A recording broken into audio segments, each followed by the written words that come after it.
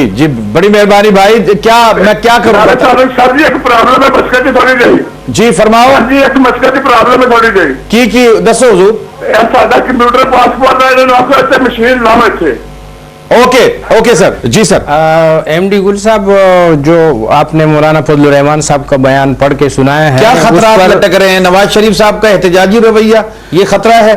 बिल्कुल इनका एहतजाजी जो रवैया है और जिस तरह उनके बयानात आ रहे हैं, तो मौलाना फजलुर रहमान साहब और हम ये समझ रहे हैं कि फिर किसी आमर को, किसी डिक्टेटर को जो है वो मौका देने की कोशिश की जा रही है और राह हमवार की जा रही है। और मुस्लिम लीग नून इसमें नजर आती है आपको? बिल्कुल मुस्लिम लीग नून, वो आज का बयान मैंने आपको पढ़कर सुनाया था शुरू में कि उन्होंने कहा कि जी आवाम इससे पहले हुकूमत अपनी इस्लाह कर ले कि वरना हम सड़कों पे आ जाएंगे, वरना सड़कों पे आ जाएगा। और जब सड़कों पे आ जाएगा तो फिर डिक्टेटर ही आता है, उसके बाद कौन आएगा?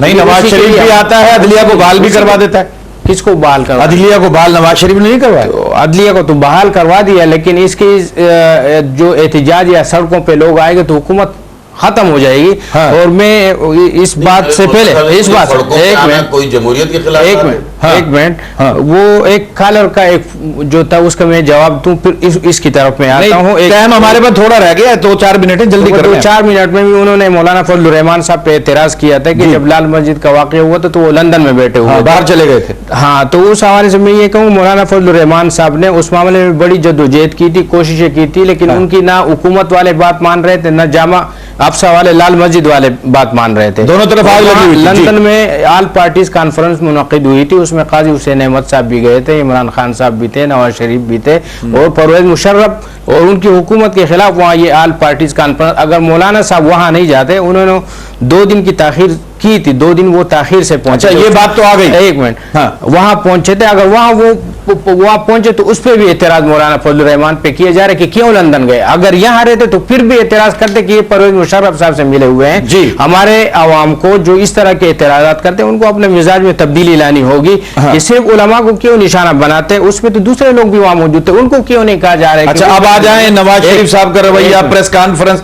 क्या ये चाहते हैं कि आपकी हुकूमत इत्तेहादी फेल हो जाए? कौन? नवाज शरीफ, मुस्लिम लीग नून या इमरान खान?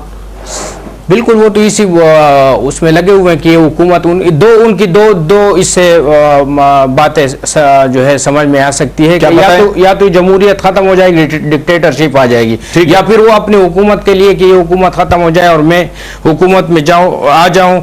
और इससे पहले भी 2 मरतबा वो हुकूमत में रहे हैं, उन्होंने बड़े बड़े दावे किए, लेकिन कोई उसमें उन्होंने कहा था मैं पाकिस्तान को एशिया का टाइगर बना दूंगा, लेकिन वो बनाने में नाकाम रहे। हाँ, इतना जरूर किया कि जो जुमे की छुट्टी थी वो खत्म करके इतवार की छुट्टी कर दी। और फिर कहने लगे कि जी वो जुमे के लिए फतवा लाओ कि जुमे के दिन को कौन सी छुट्टी है। तो भाई जुमे की छुट्टी के लिए तो फतवा नहीं है, लेकिन इतवार के दिन के लिए कौन सी जो है वो छुट्टी है कि आप कह रहे हो इतवार की छुट्टी कर दी है। और उसके बाद अब इस हुकूमत ने माशाल्लाह हफ्ते की छुट्टी भी साथ करवा दी, जो वहाँ यूरोप में हफ्ता और इतवार की छुट्टी होती है उसके साथ। और इस्लामी ममालिक जहाँ सऊदी अरब को ले ले। नवाज शरीफ साहब का ये कहना कि आवाम सड़कों पे आ जाएगी, इस बात से डर गए आप लोग? डरे तो नहीं है। हाँ, तो उनको इस तरह के बयानात देने ही नहीं चाहिए। अच्छा, क्यों?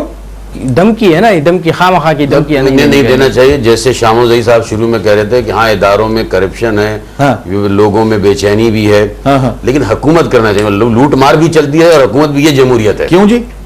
जमहूरियत के अंदर जब आपको कोई आदमी इंतबा, खुद दूसरी लाइन सांस में कह रहे हैं कि जब फजलुर रहमान साहब देखते हैं कि गलती हो रही है तो फिर बोलते हैं हम गलती को दुरुस्त करने के लिए कहें। हाँ, तो साहब आप जो है अगर रवैया यही रहा तो सड़कों पे फौज तो बहुत दूर की बात है। जमहूरी लोग अब ये फैसला कर चुके हैं कि जब भी फौज आएगी तमाम लोग या एक तरफ होकर उसका मुकाबला करेंगे। जी सर, जो माजी में पाकिस्तान पीपुल्स पार्टी और मुस्लिम लीग नून ने खुद इकट्ठे इत्तेहाद के साथ। अच्छा, नईम शरीफ साहब आप मुतमईन हो गए? खत्म बात? ठीक है जी। अच्छा जी जनाब ख्वाजा मोहम्मद अवान साहब, जब वो कह रहे हैं जी जी कि जमहूरियत, देखिए मेरी एक फिर मैं दोबारा दरख्वास्त करता हूँ करें आप कि अवाम अगर सड़कों पे आएंगे, जी जी, जाहिर है पंजाब की हुकूमत उनकी है, अवाम सड़कों में आ जाएंगे। हुकूमत जिसके साथ होती है तो कुछ लोग भी होते हैं।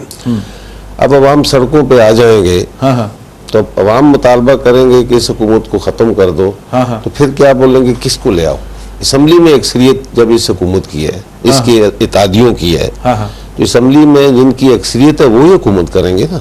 हाँ, तो वो तरीका क्यों नहीं अख्तियार करते आप? की तहरीक। मेरी आप बात पूरी होने दें। अच्छा, कर लो। मिसाक जमहूरियत में क्या लिखा हुआ था? जी। यही लिखा हुआ था जनाब अली, अच्छा। जिस पर आपने दस्तखत किए थे। हाँ, कि एक दूसरे की हुकूमत को चलने देंगे, कितनी भी बेईमानी करें चलने देंगे। अक्सरियत में आ जाएगी। ये कितनी भी बेईमानी, आप मुझे नहीं समझ आता कि किस तरह मिसाक के पाकिस्तान आ रहा है अवान साहब। कौन सी जनाब अली बेईमानी है? मेरी नहीं समझ आ रही कि कहाँ पे बेईमानी है। पब्लिक अकाउंट कमेटी के सरबराह के पास ले जाए, ले जाए चौधरी निसार अली साहब के पास। ये बेईमानी है जनाब। वो किसी भी इदारे के सरबराह को वो बुला सकते हैं, तलब कर सकते हैं, चेक कर सकते हैं, ये हर चीज कर सकते हैं। तो फिर क्यों नहीं कर रहे? पब्लिक अकाउंट्स कमेटी तो आपके पास है, खालिद मुमताज साहब, चौधरी निसार चेयरमैन है उसके। अगर देखिए बात ये है कि अगर पार्लियामेंट में बेशक जो लोग पार्लियामेंट के अंदर नुमाइंदगी कर रहे हैं, क्या वो अपनी तकरीरों में नहीं कह रहे हैं कि साहब ये क्या हो रहा है इदारों का हाल? क्या खुद लोग नहीं जान रहे हैं कि साहब चाहे वो पीआईए हो, चाहे स्टील मिल हो, चाहे वहां क्या कुछ हो रहा है? अगर आप इदारों में दबाए होते पार्लियामेंट, आप पार्लियामेंट में गए प्रोविंशियल गवर्नमेंट के अंदर, आपने पार्लियामेंट में जाके कहा कि साहब यहाँ ये चोरी हो गई। देखिए बात ये है कि जो क्राइम है, जैसा कि इन्होंने कहा था साहब, आजकल वाइट क्राइम का कोई सबूत नहीं होता है।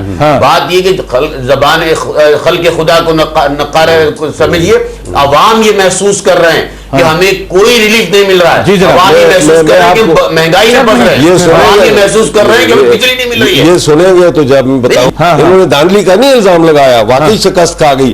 जब एक आदमी कहता है मिसाक जमहूरियत पर दस्तखत करता है, बाद में भूल जाता है, फिर क्या करता है? कहता है लोटो को टिकट नहीं दूंगा, फिर लोटे को टिकट दे जरदारी साहब ये पीछे जा रहे हैं, लोटे को टिकट देकर 14 वजीर वहां भेजे उसने, 14 वजीर। वादा अगर तो ये मतलब नहीं कि उसे पूरा किया जाए जी, यानी वो आदमी जो कि पाकिस्तान का सबसे बड़ा सरबराह हो, इसकी जिम्मेदारी वो कैसा, अगर बोला तो जरूरी कि वादा पूरा किया जाए। और भाई उसने इक्तदार